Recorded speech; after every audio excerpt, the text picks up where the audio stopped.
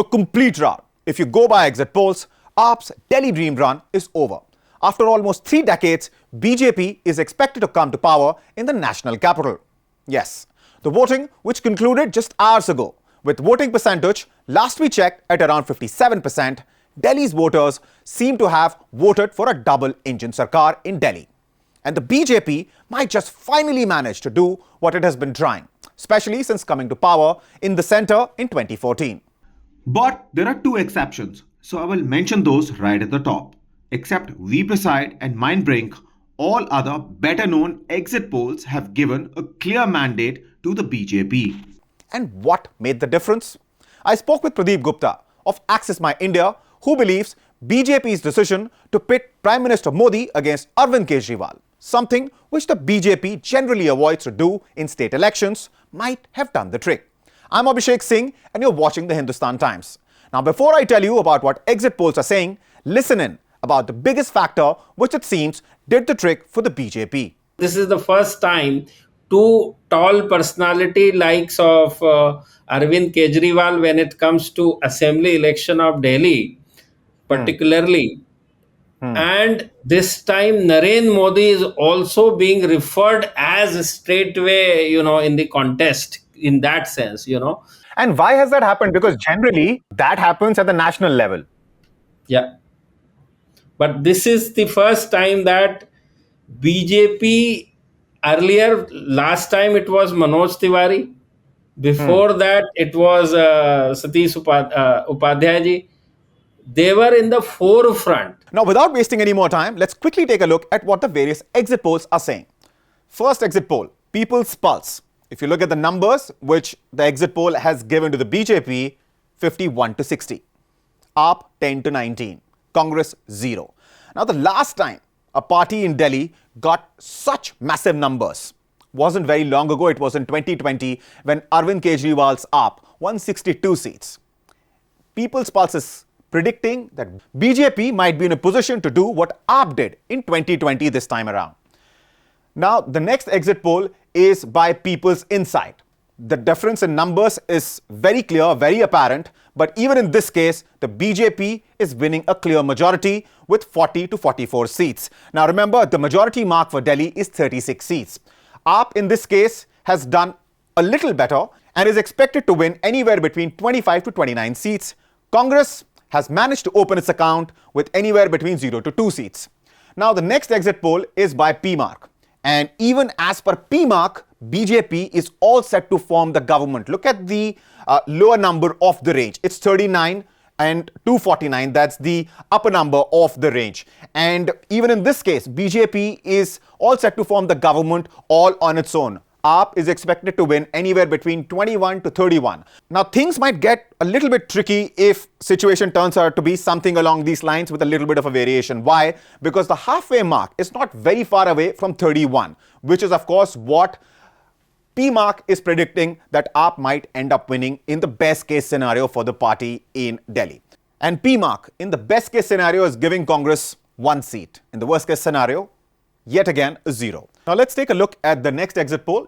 It's by JVC.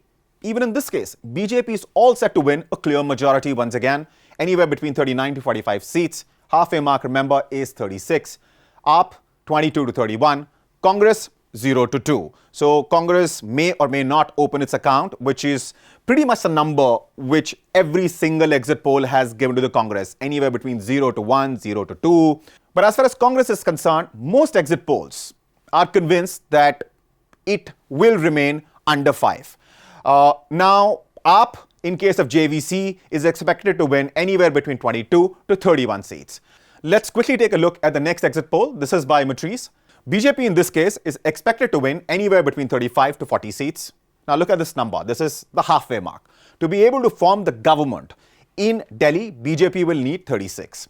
Interestingly, look at how many seats Matrice has given to AAP.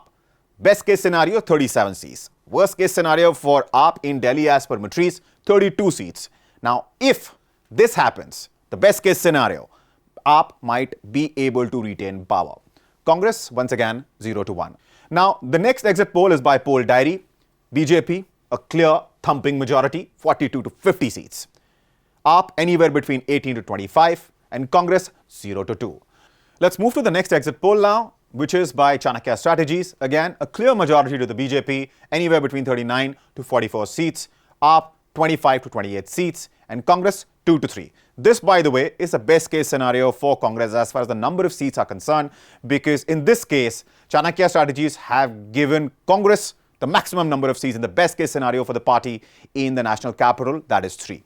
Now let's move on to the exceptions. Mindbrink has given 21 to 25 seats to the BJP and 44 to 49 to the Aam Aadmi Party led by Arvind Kejriwal. Congress between 0 and 1, worst case scenario 0, best case scenario for the Congress 1 seat. The other exit poll, which apart from every other exit poll has given a majority, a clear thumping majority to AAP, is of course We Preside. It has given 46 to 52 seats to Arvind Kejriwal's AAP and 18 to 23 seats to BJP. Congress between 0 and 1. In total, we have covered 9 exit polls. If you look at the average, at the lower range, BJP is expected to get 36 seats, which is, of course, the majority mark as far as formation of government in Delhi is concerned. And at the upper range, the number is 42. If you look at AAP, on an average, AAP is likely to get anywhere between 27 to 33 seats, short of the majority mark. The 2 exceptions which have given a clear majority to AAP are We Preside and Mindbrink, just to let you know that again. Congress, on an average, is going to score anywhere between 0 to 2 seats. Now, the national capital, in terms of constituencies, is divided in certain key battle zones. It is time for us to take a look at some of these key battle zones. And of course, the first one is Jangpura, which is where Manish Sisodia, who in the last election fought from Patparganj seat, is fighting from. He's up against Tarvinder Singh Marwa of the BJP and Farhad Suri of the Congress.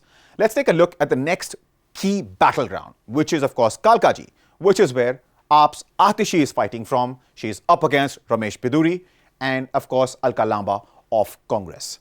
Next battleground is New Delhi, where the leader of Aam Aadmi Party, the face of Aam Aadmi Party, is fighting against Parvesh Verma of BJP, and Sandeep Dixit is also in the fray. Now, during the elections, you must have seen the kind of effort, the kind of hard work that Sandeep Dixit, despite Congress's reticent attitude towards the Delhi elections, ensured that he puts in, and he did.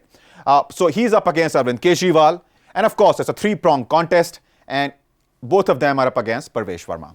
Let's quickly take a look at the next battleground, and it is of course Okhla, which is where AAP Samanatullah Khan is up against Manish Chaudhary and Ariba Khan of Congress. Next key battleground is Patparganj. This was Manish Sisodia's seat where he won from in 2020, and now AAP has decided to replace Manish Sisodia with Avadoja, the former UPSC teacher, educator, influencer, who is up against Ravinder Singh Negi of the BJP and Anil Chaudhary of the Congress. Now, as it happens before every election, especially as we have seen in the recent times, a lot of people, a lot of candidates end up changing sides, switching sides from one party to another. Now, let's take a look at some of those turncoats, as you call them. Arvinder Singh Lovely, who was, of course, former Delhi Congress chief, he joined the BJP in May 2024. He's one of those gentlemen who could play a key role after joining the BJP, as we discuss, especially in the analysis after the results come out. The kind of people who played key role, he might be one of those gentlemen. Now, it's not just AAP candidates and AAP members who've been switching sides and joining BJP. Here we have Jitendra Singh Shanti, who won Shahadra seat as BJP candidate back in 2013.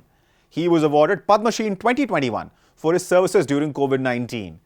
Joined AAP in December 2024. This is, of course, months before Delhi elections. Now, last but not the least, we have Kailash Gehlot, former top leader of Aam Aadmi Party, a known face, a 2-time MLA from Najafgarh seat. He has served as cabinet minister in AAP's Delhi government, resigned from AAP in 2024 and joined the BJP.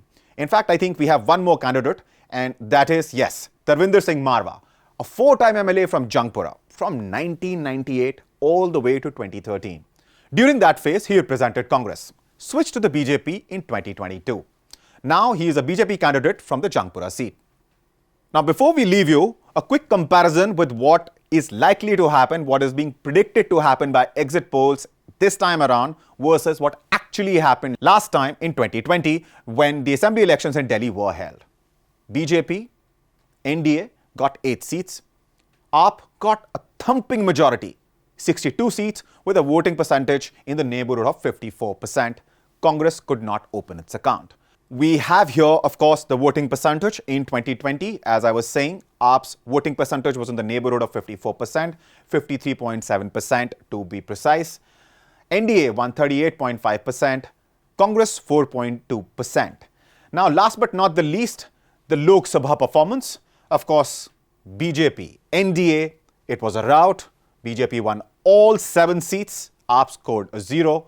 Congress, of course, also scored a 0. That is as far as our presentation on exit polls is concerned. I'm Abhishek Singh. You are watching the Hindustan Times.